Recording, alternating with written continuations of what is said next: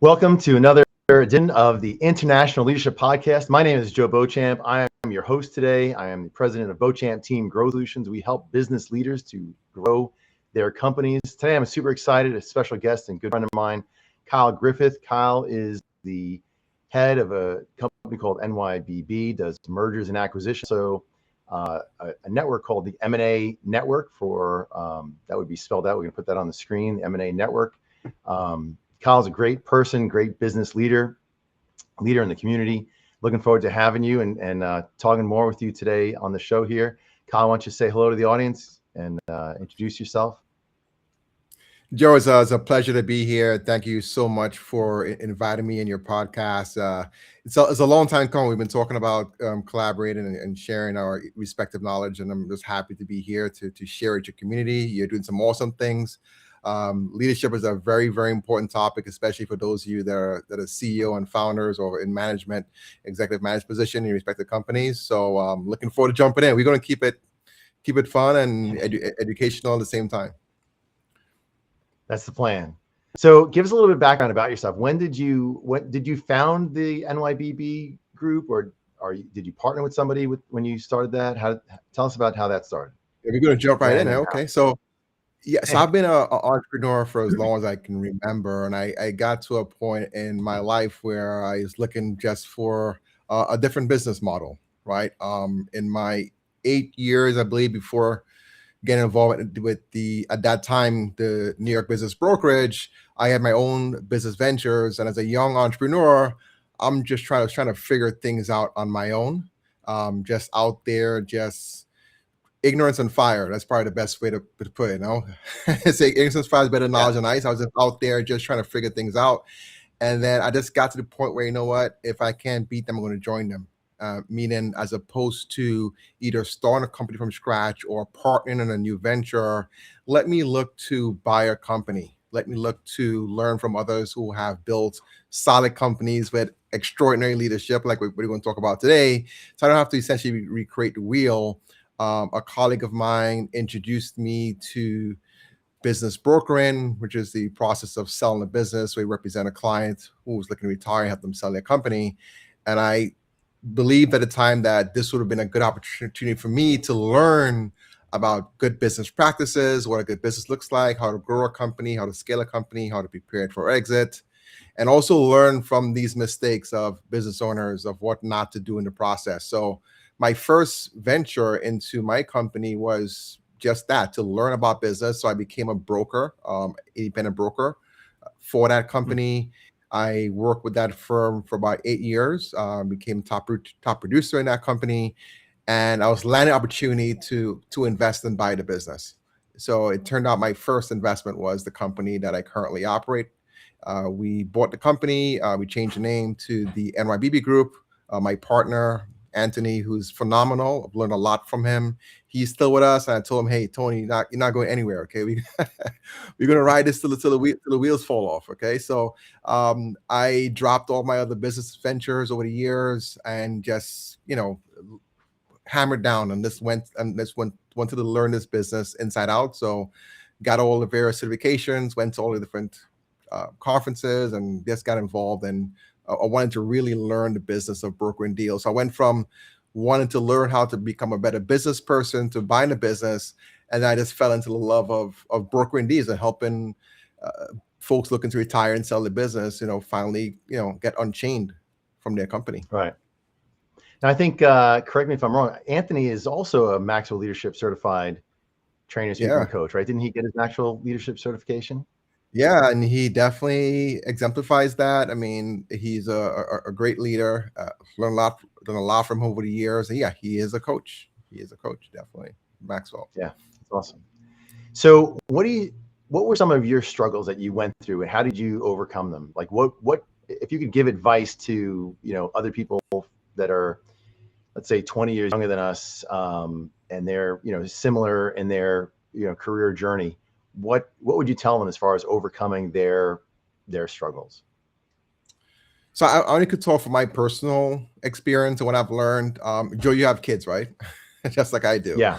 And I like to use this analogy is like you tell your kids like don't do that, but it's like they have to kind of learn on their own. And we all have our lifelong experiences. And I look at those as lessons. I don't look at them as mistakes, right? I do believe that sometimes we just have to learn. And for me, I mean, don't follow what I did. I just jumped right in. The last job I held, I worked in finance. It with health and health corporations. I was there for about 9 years, and it got to the point where I just wanted my freedom. I got to the point at that time I was working part time in my own business enterprise, and I just wanted to be full time. I wanted to pour all in to my company and my business, and I jumped all in and just figured out how to land on the way down. So I would say don't follow what I do, but believe it or not, though, I went to that's a segue a little bit. I had a private sit down at a private event with Damon John, and even Kevin Larry said this. He said that so they are obviously investors with Shark Tank, and he said that business owners, these founders and so on, will have these aspirations of running a successful business, trying to raise money. They said for some reason those that are like totally vested, like that go all in their business, that's what they look for, as opposed to someone that's hedging and they Absolutely. have a job, or they're getting funding from 100%. another Yeah, investor you or want the somebody family. who's, it's Yeah, they want survival someone or survival. That's it. yeah. So my back was against the wall, my friend. Like I jumped all in, had a family to raise, and that was my route. And I still would not advise that on anyone else. It took me 10 years to really figure out how to run my own business. It was very challenging to say the least. So it's different when you're working for someone else and you have a process, you have a system, the phone rings, and you have a blueprint to follow. When you're on your own, it's a little bit different story. So my key advice, I usually give 3 pieces of advice for anyone that is wanting to get into business entrepreneurship. Number one, it starts with education. Whatever if it's a new job, a new business, a franchise opportunity, whatever deal opportunity comes your way, number one, to get fully educated on what you're getting involved with. Number one, it starts right there, education. Number two Right. is you want to find people already successful, already doing what you want to do. If you're looking to invest in the plumbing business or get into the medical field or logistics or wherever the case may be, find other people that have already done it. Seek out mentorship. Seek out folks like Joe and his team that can help guide you. You definitely need a coach to help you along the way. And then the third thing is take action. Is never ever going to be a perfect scenario for you to buy a business, partner in an enterprise, whoever the case may be. Is like you just have to go out there and figure it out on your own. Right. I agree 100%. So number one, I'm going to say that your story of success is in alignment with so many other people that I've read that have their story of success looks like this. I had a good idea. I jumped into it. It was very hard for a really long period of time, a lot of struggles, and I just stuck with it until we started building some momentum. We got some success. So I like that that 3-step advice that you gave there. We maybe put that back up on the screen again. So number one is to educate yourself. There's so many people that are stuck in this, feeling like imposter syndrome. We hear that all the time. Mhm. But if you start educating yourself, you read the books, you listen to the audiobooks, you take the seminars, you get the education. And then number two, find that mentor, somebody who's been there before. And I can guarantee you, the people who tell you no, you can't do it, usually they're not successful themselves. If you find somebody who's already doing it, they'll be like, come on, you could do it. Join, jump in. It's going to be hard, but I'll be here with you. Yeah. Right. So finding those mentors or a coach, or I could thank you for recommending me. That's what we do. We do coach and train people on how to be better leaders and help them strategize through their business growth. And then number 3, taking action. That is the number 1 characteristic of good leaders and successful entrepreneurs. They have a bend towards taking action first. So those are great leadership advice strategies for people to implement. You cannot go wrong with any of the 3 of those, or definitely apply all 3 of those at once. Joe, I can't tell you how much money I've spent on coaching. So much over the years. I've been to so many retreats, so many programs.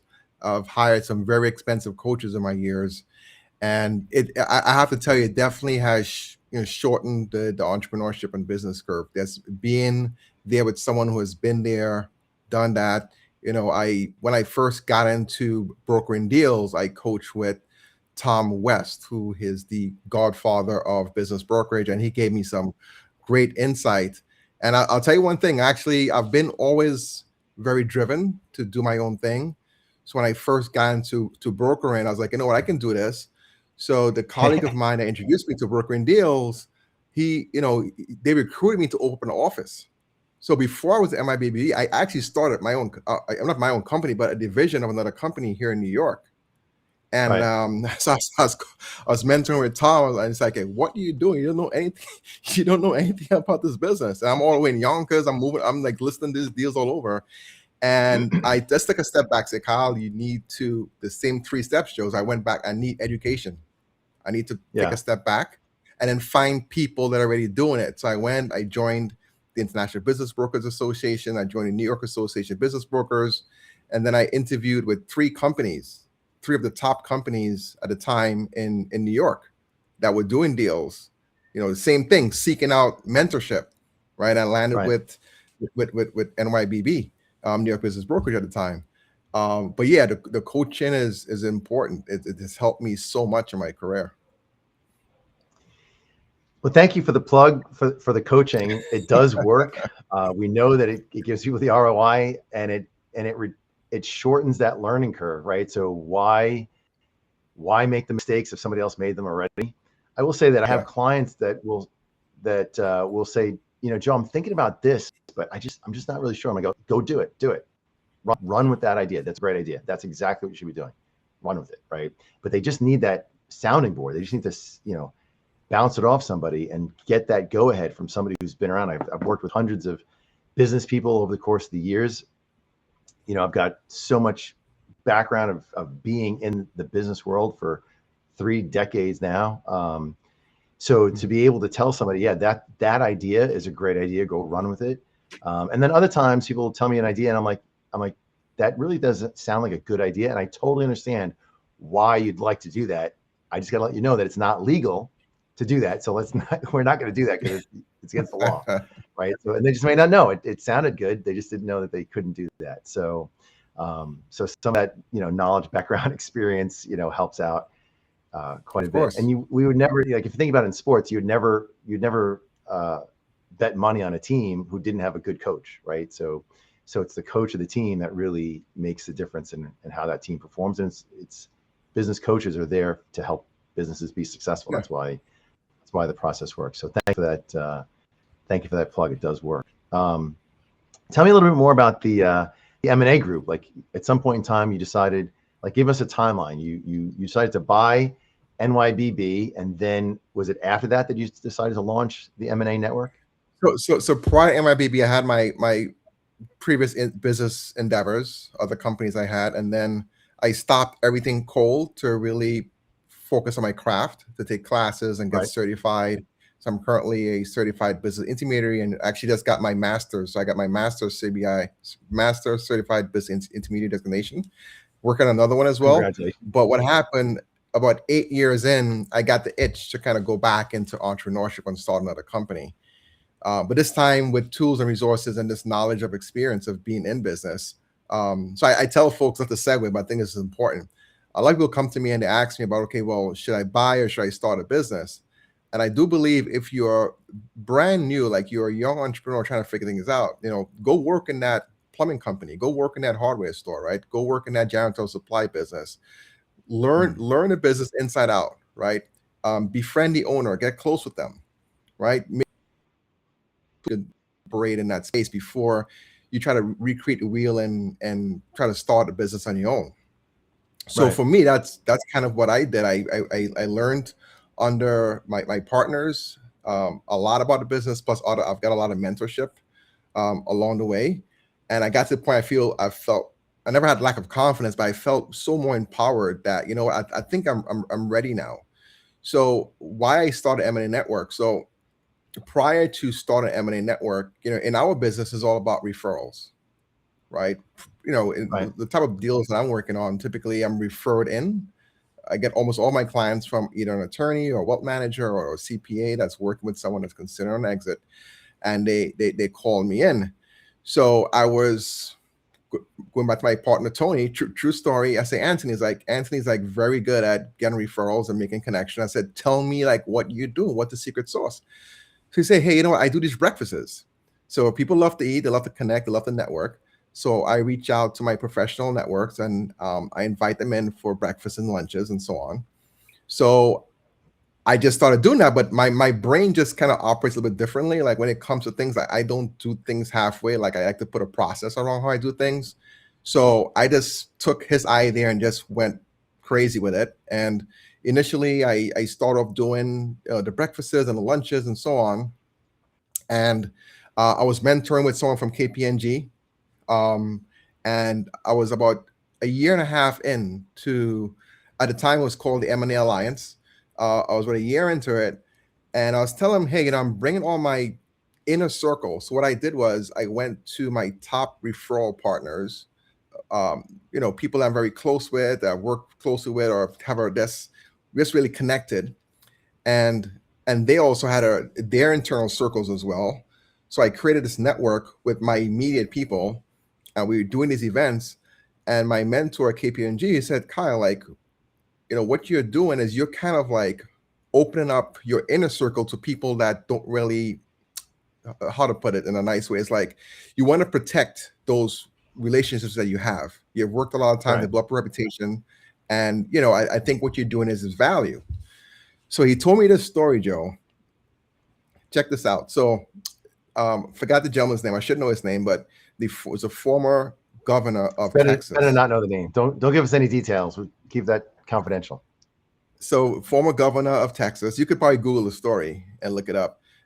He was an oil tycoon, or still is an oil tycoon, and he went into public service, became the governor of Texas. So one of his old buddies, good close friends, came to him in his office and said, "Hey, I'm trying to get an interview, trying to get a meeting with this other oil person to do a deal or whatever." And he said, "No problem. They make a phone call and see what I can do." So he called up his oil buddy, right? Got the appointment, came back to his friends and, "Hey, I reached out to so and so and able to make an appointment for you, right? To see him. You have an appointment tomorrow, and you all said go ahead." So his friend was like was like so excited, right? Like so happy, he's like so thankful for the opportunity to get inside that inner circle, so to speak. And he Right. was like, "What can I do for you? Like, what do I owe you for making this connection?" And he said, "Well, it's just going to cost you $1 million." It's like $1 million. I said, "Yes, it's going to cost you $1 million for that introduction." And that really just kind of dawned me, like, I mean, I'm like opening up my network, my priceless network, to other folks. So I decided to formalize it and form the company, what it is now, M&A Network. So about 50 advisors on the team, and we provide support to business owners that are in transition. But it just started with an idea of just doing breakfast and lunches, and now we're doing Networking. deal exchanges and forums and all kind of fun stuff. So yeah, it's been a wonderful ride. It's been 8 years now since we've started it. Wow. So somebody like who should become part of the M&A network? Specifically, So what type of? anyone, Go yeah. ahead. So for M&A specifically, so there are a lot of great people that perform services in financial world and law firms and CPAs. In our team, we look for go-givers, right? People that are highly educated and willing to share without even thinking about getting anything in return, right? They just Right. want to share their knowledge. They want to share their expertise. If a client has a legal problem, a tax problem, a lawsuit, or they need help growing their company, we have someone in their team that can help. So, just having someone with a good heart of gold that want to contribute and support. We do a lot of educational events. So a lot of times our members are speakers. We highlight our members for all of our events. So I think that first, like someone that has all this knowledge and just don't know what to do with it, they want to contribute to society and contribute to the small business community and help. And the broader part of that is helping investors, making sure that they're helping them with the due diligence and their quality of earnings, and making sure their investments are sound, and helping folks grow and scale their businesses. And then they're going to find you on what's the website? So the website is emanae.com. I don't know if you could pop it in the screen there, but it's EMINAE.com.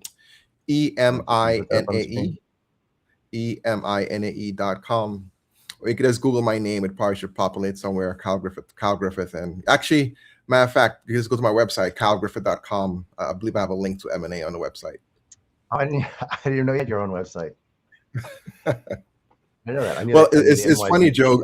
Going back from reason why I coach with a lot of coaches. So as you matriculate and you expand and you grow your career, it's like you have to realize that, like Joe, like you are the brand, like the client is hiring you. So if you go work for IBM, they're going to teach you everything you need to know to be successful at IBM. But when you go out in the workforce and the work field, that person is hiring you. So over my career, I've just learned to build a personal brand. So I'm not just Kyle who sells businesses. I'm Kyle, the trusted advisor that can help clients, whether they're buying, selling, or need help with a connection, a referral, a resource to help them grow or scale their business or sell their property. Right. That sounds awesome. That's gonna make a great clip for social media. Make sure we put that up on media, the clip. Oh, you got all right. Thank you. Cool. M&A.com. Good. I like you guys working, man. You have everything queued up. Yeah, Kevin's doing great in the background. Thank you, Kevin. So NYBB, what do businesses really need to know? Like why, like a lot of entrepreneurs, they start their businesses. They're not really thinking about, someday I'm going to sell it, or maybe they are thinking about someday they're going to sell it, but obviously they make mistakes along the way. They're not always doing their due diligence. They get caught up in the whirlwind of business. And I totally get it. I see clients all the time. It's hard to work concurrently in your business, work on your business, grow your business, think of the future of your business, organize your business, train up leaders, coach your team, run everything. It's too much to fit in a 24-hour day. So sometimes things get, lost in the mix. What are some of the common mistakes that business owners are making, and what should our business audience know that's going to help them down the road if they decide someday to sell their business, or even if they just want to scale their business? What do you see people?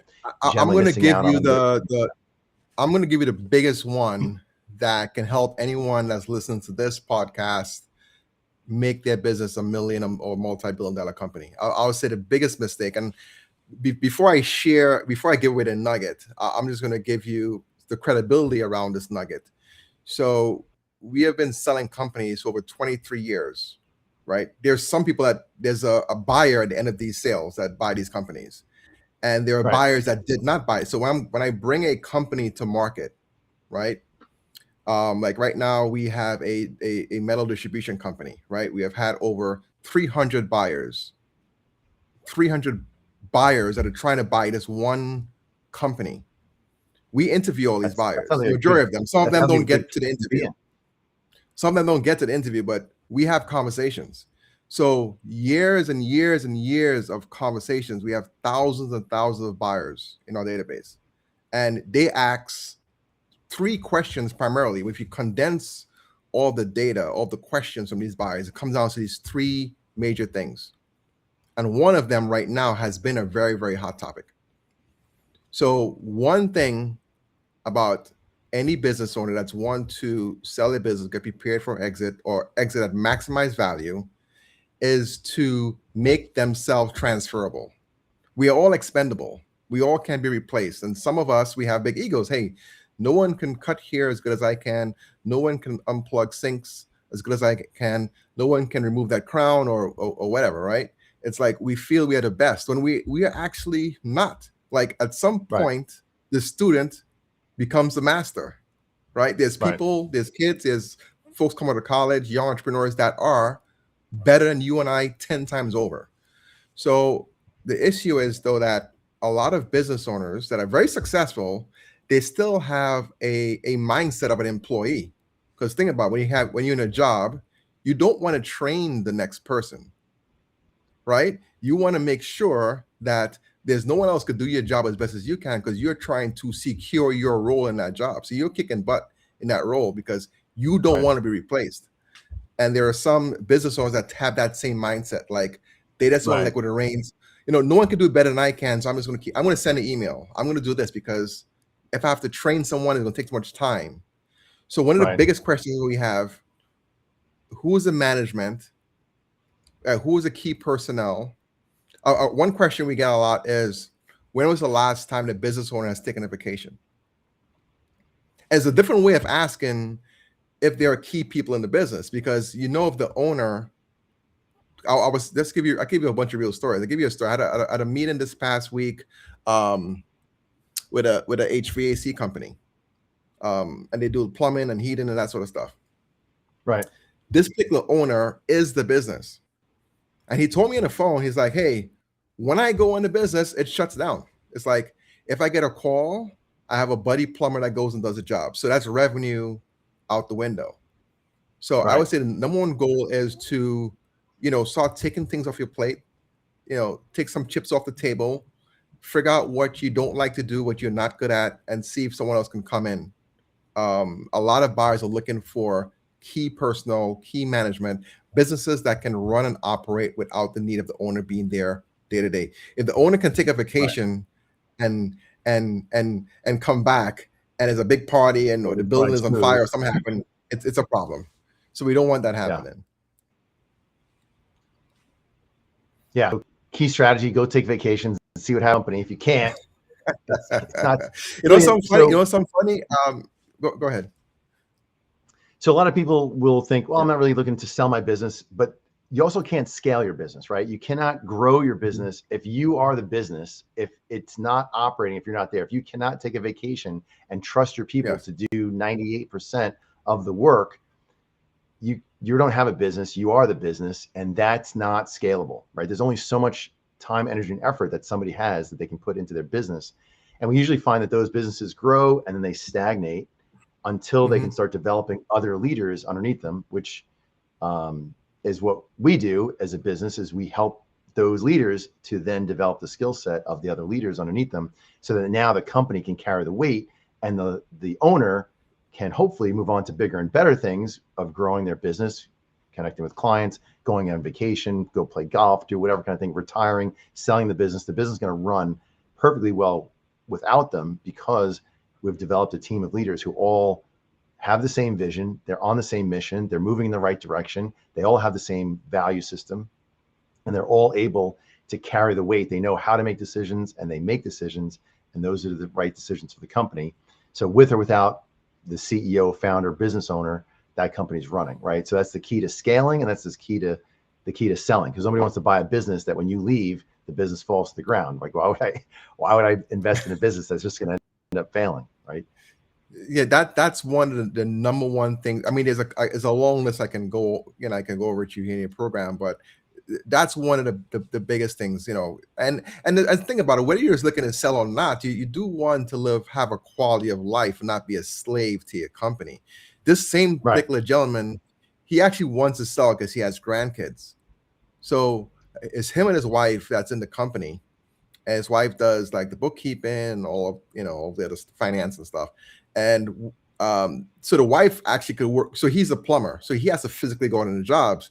So his wife leaves him and goes, I'm not going to name the state. I don't want to start calling folks out, but his wife leaves and goes to another state where the grandkids, because she can work remotely for her role, but he's still stuck in the business. And I mean, you have your grandkids, and it's a quality of life as well. It's not just whether you're selling or not. You want to have an enterprise that you're just living, be comfortable. You can take vacations, and even myself, my business, I've kind of built in where every 3 months I'm taking a little mini vacation, going somewhere.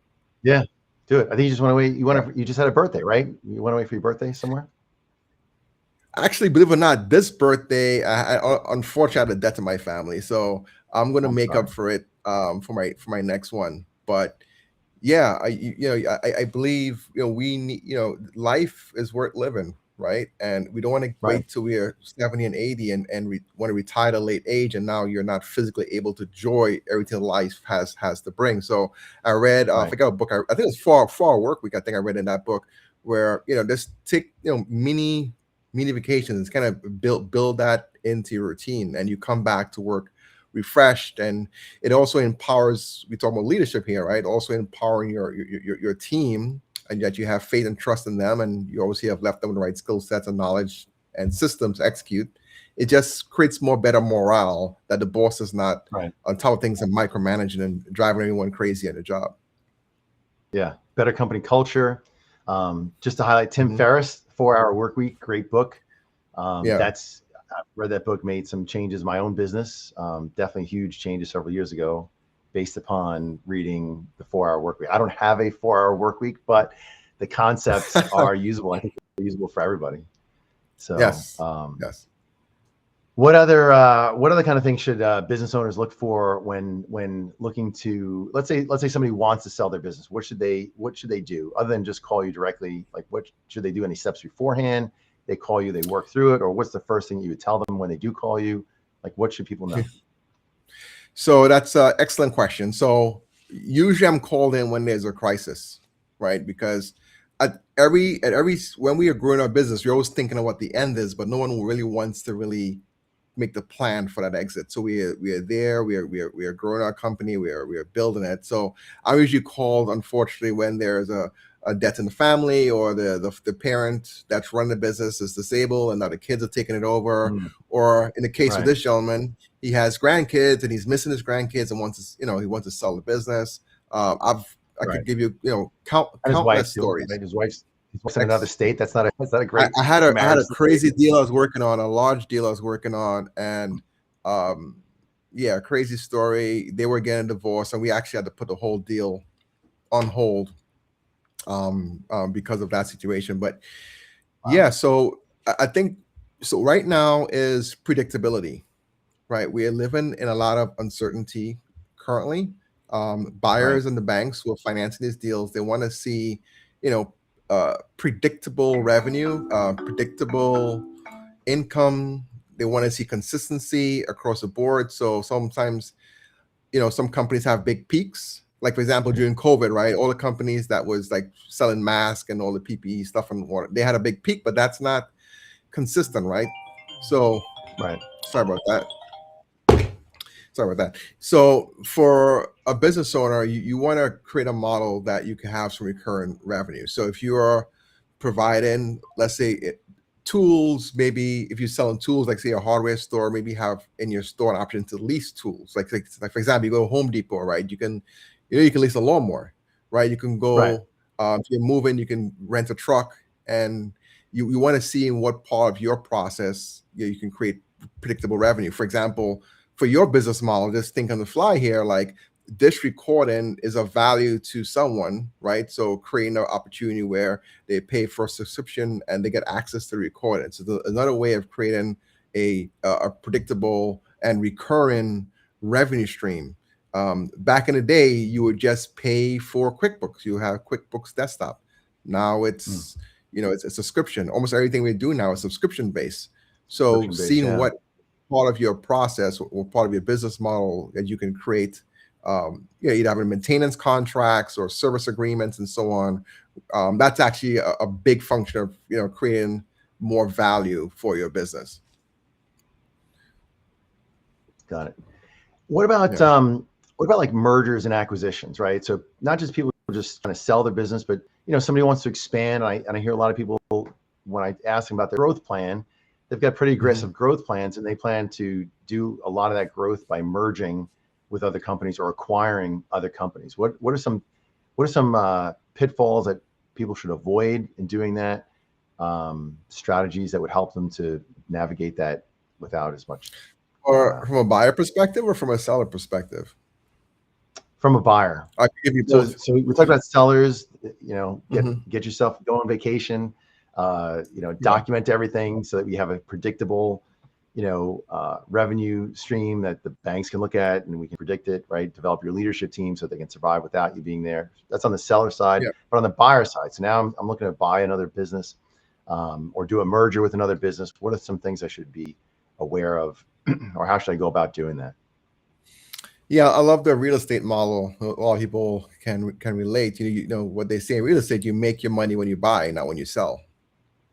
Hmm. Right. So the same thing when you're looking to acquire a business, you make your money when you buy the business. So buying right is the first thing, right? So a lot of the principles in growing and scaling a company, it's kind of in the inverse, not inverse, but it's still relative to people who are buying a business. So the same thing I mentioned before, well, is can the business operate without the owner? So if you're buying a business, that's one of the first questions. How involved is the owner in the business? What are their roles in the company? And also, one key thing, if you're buying a business, you want to see if you can retain the talents as well, right? So are there employment agreements?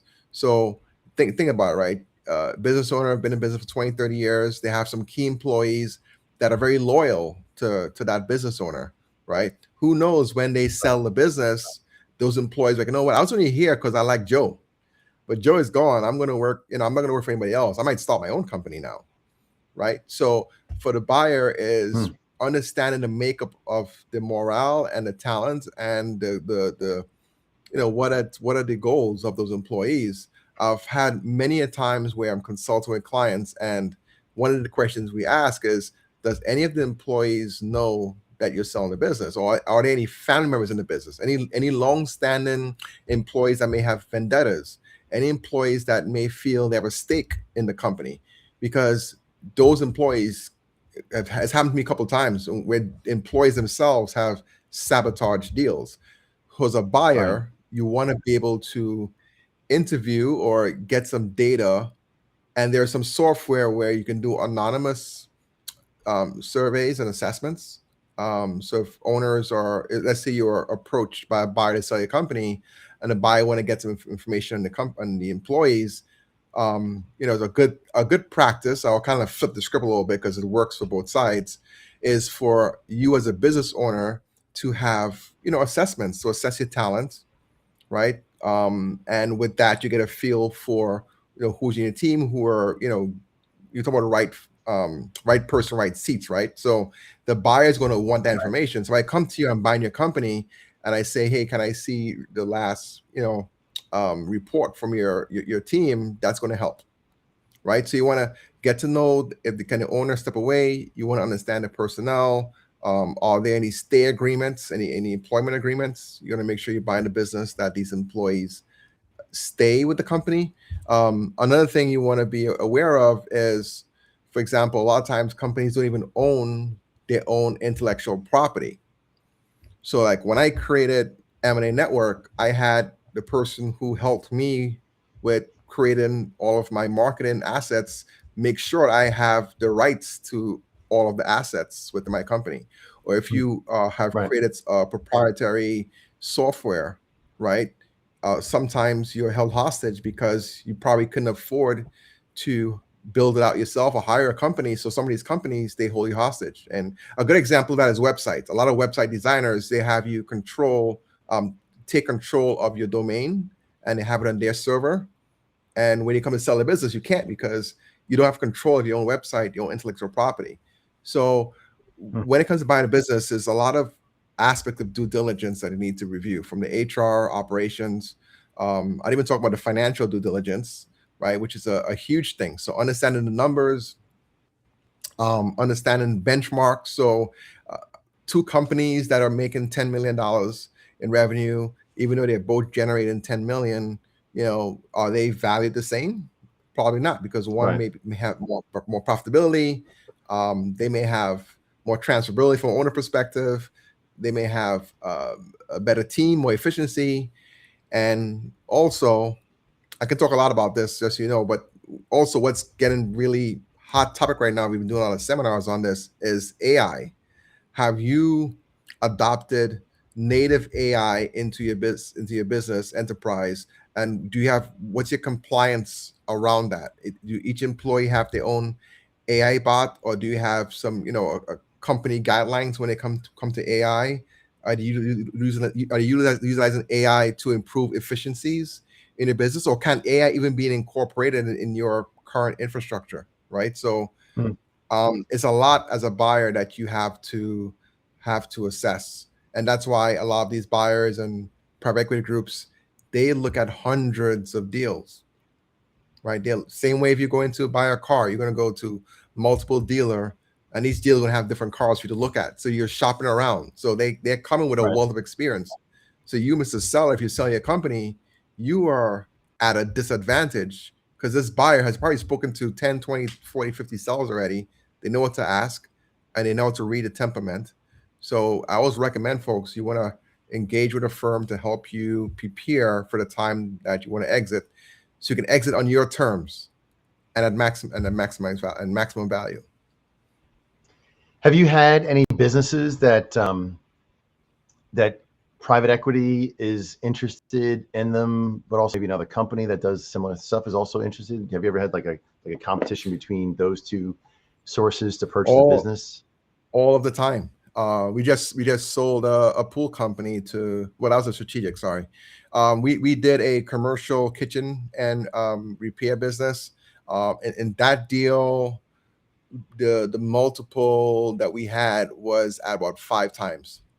And the private equity group that was buying it, they were doing a roll-up strategy. So they had a platform company, right? And they were rolling up all these smaller companies on this one platform. And how private equity works, I'm just sharing with the audience, like you may know Joe, but the audience probably don't.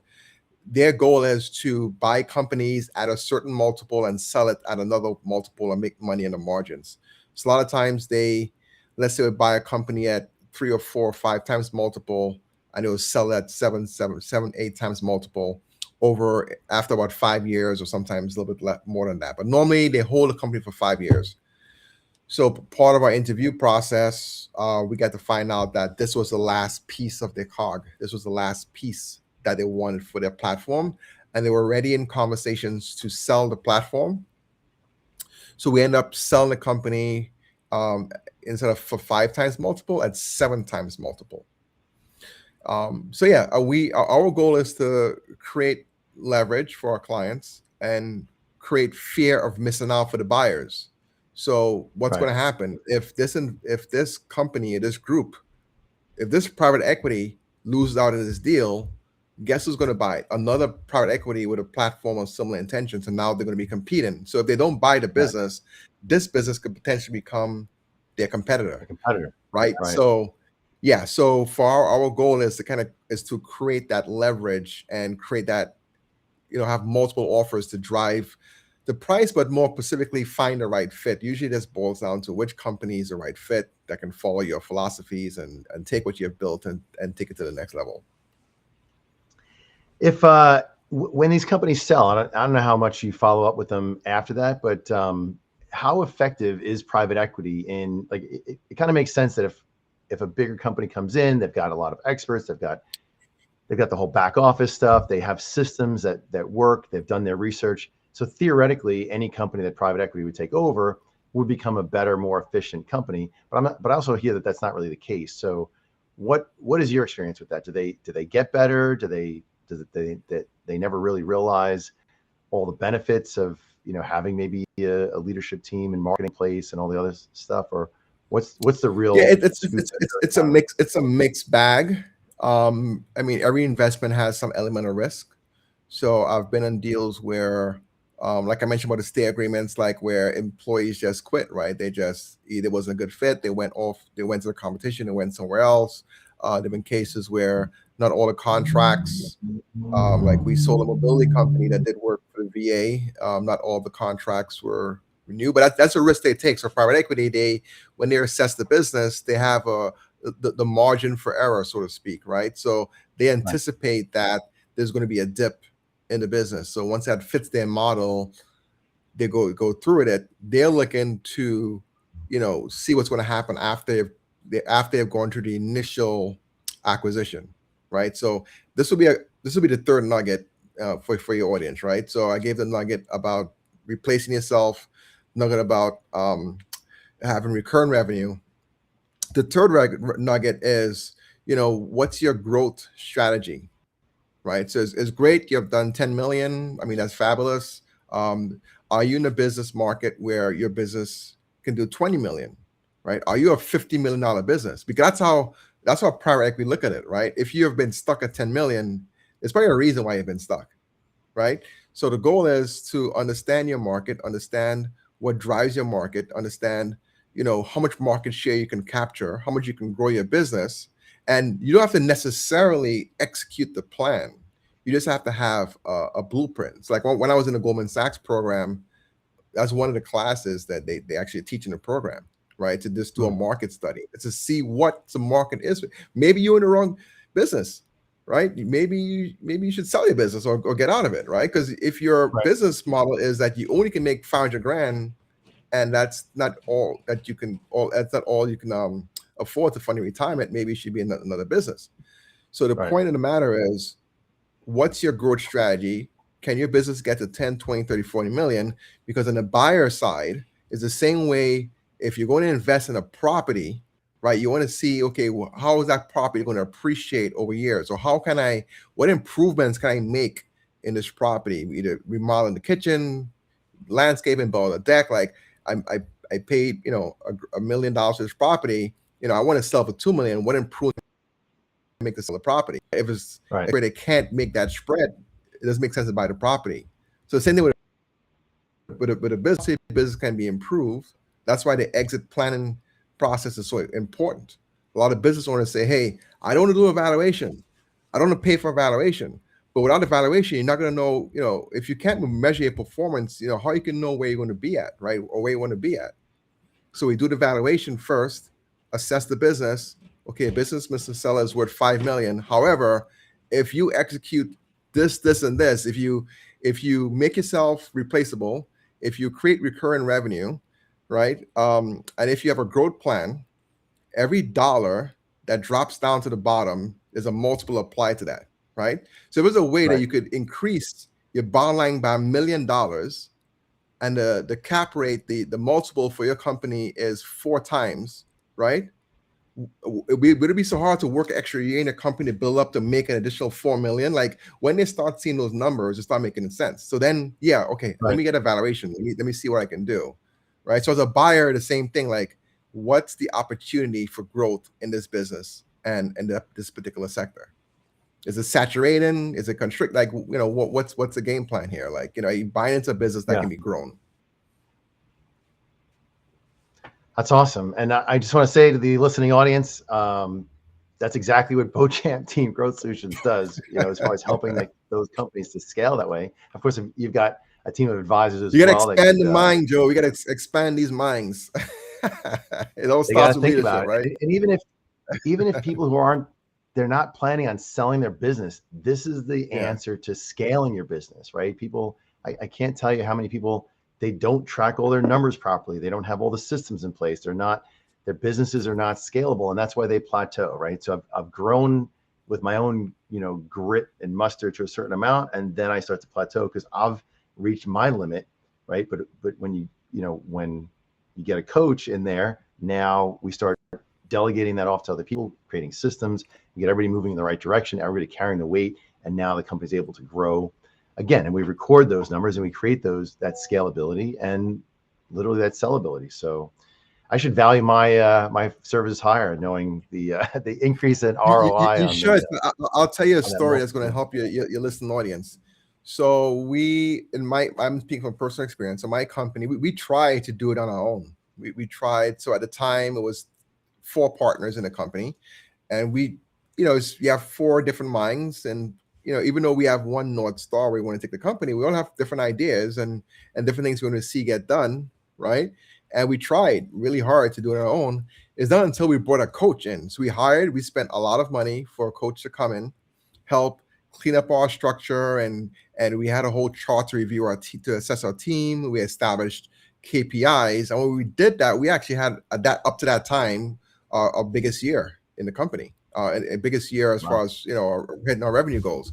And it was something you just need, because what it is, we all know what we need to do, but sometimes when you hear it from you know what I mean, like I don't know who your mentor is or who you're someone that you really like and admire, but you know what I'm saying, name the person. If Warren Buffett called you up, say, hey Joe, like what are you doing? Like you need to put your money in this stock, or you need to invest, you need to cut back. It's like people just listen when they in front of people that they respect and appreciate it, and they're someone is when it comes to leadership is not afraid to do the same thing as well, right? Is not afraid to get into the trenches as well. Like you respect someone that's doing that. So I really admire the work that you're doing, and we with the whole Maxwell community, with my partner as well, part of Maxwell. Like I definitely see the affiliation there, and anyone that's listening to this, hire a coach, have someone come in and help you get that stuff out your head, put it on paper, and help to get you right on track. Paper. Yeah, it's awesome. So, last but not least, what are you reading lately? I know we talked about this before the podcast began. So I always recommend books to our listening audience, and I think for me, it's been life-changing doing self-development, reading books, listening to audiobooks. What are some of the books that you are reading right now? What are some of the books that you recommend the most? So I have a book that it has helped me out so many times. And whenever, because we all get stuck, right? No one here is superhuman. We all have times where like, what the hell is going on here? Let me figure things out. When I read this book, I just get back to my principles and get back to what I'm doing. So and I have it actually right here. So I'm currently rereading for the third time, Atomic Habits. So I'm like halfway through it. So I read like about 2 chapters a day. And I know you know this book, Joe. But it just talks about consistency and those small things that make a difference. What's that? It's clear. Yeah. Atomic Habits. It's a great book. Yeah. So this I'm reading constantly. And then also, we're in sales, right? I mean, I'm a finance background, business background, but we're in some level of sales. And I mean, I'm not the biggest fan of the author of this book, but he is really good at sales and he kicks butt. I love his marketing, and I've learned a lot from him. And so this is the 10X rule. And essentially the short story to this is whatever your goals is, if your goal is to, I don't know, name the number you want to make a year, add a 0 onto that. And then if you think that it's going to take 10 phone calls to hit that number, add another 0. So it's going to take 100 calls to get to those goals. So it's maximum effort. And then I have one final book that you guys should check out. So, something you have to read your own book, right? So this is How to Create Your Future Confidence. And I'm a co-author in this book, and I put a lot into this, and you can catch this on Amazon. So those are the 3 books that I got on my mantle right now, Joe. Awesome. I appreciate that. I've read 2 of them, and I have the How to Create Your Future book that you're the co-author. I went to the event that highlighted all 6 of the authors there. Great event, great people. Highly recommend that book too. I'm going to jump into that myself and read. I think I'm going to jump into your section first. And well, you got the goods here, and you could skip my section. There's some other great. You got the goods here. Well, thank you. I'm going to read it. I'm going to read it anyway. You're one of the people that I really look up to. I see all the work that you're doing, and very well known in the community. M&A network around New York City, Philadelphia, Long Island. Where else you launching out with the M&A network? Atlanta. We're back in Atlanta. All right. So growing network. I remember one time I looked on, I saw you posted an event. I'm like, oh, I can fit that on my calendar. I'm like, oh, Philadelphia. I'm like, I can't fit that on my calendar now. We'll be in Philly. Actually, I'll be in Philly tomorrow, but we have an event in Philly in 2 weeks. And then we have an event in New York in Long Island a month from now. So yeah, you also have to have opportunities for people to pour in and share. And it's all about expanding network and who you know. And who knows you. That's great. Yeah. Well, hopefully more people are going to know you due to this podcast, and we do have a worldwide reach on this, and hopefully some of your listeners will then know me, and hopefully together we'll make the world a better place, grow businesses, help business owners to scale their businesses, get out of their businesses, live the lives that they really deserve to live because they've led well. And that's what we're here for, make the world a better place. So Kyle, I super appreciate you being here, all your insights, your wisdom that you shared with our audience. And to our listening audience, thank you so much for joining us and listening into the end. Again, my name is Joe Beauchamp. This is the International Leadership Podcast. We're here to add value to our audience in any way, shape, or form that we can, helping you to develop good leadership strategies that you can apply to your own businesses, your own lives. So tune in to, we are on the American Business Podcast platform. Feel free to subscribe. And if you want to reach out to us, you can reach out to me at info@beauchampteam.com. If you want to be a guest on the podcast or for any information, give me an email over at info@beauchampteam.com. So thanks again for joining us. Kyle, thank you again. Appreciate everybody. And we'll see you next time. Thank you, Joe. Appreciate it. Thank you. Well, that was a lot of fun. Thank you so much for watching our podcast of the International Leadership Podcast. Once again, my name is Joe Beauchamp, president and founder of Beauchamp Team Growth Solutions. That's beauchampteam.com. If you like this episode, please like it, share it, subscribe to this channel. If you're interested in being a guest or a sponsor of this program, please give me an email at info@beauchampteam.com. I'm more than happy to talk to you about it and discuss options and how it can work something out for everyone to win. Thank you so much. Looking forward to seeing you soon. Bye.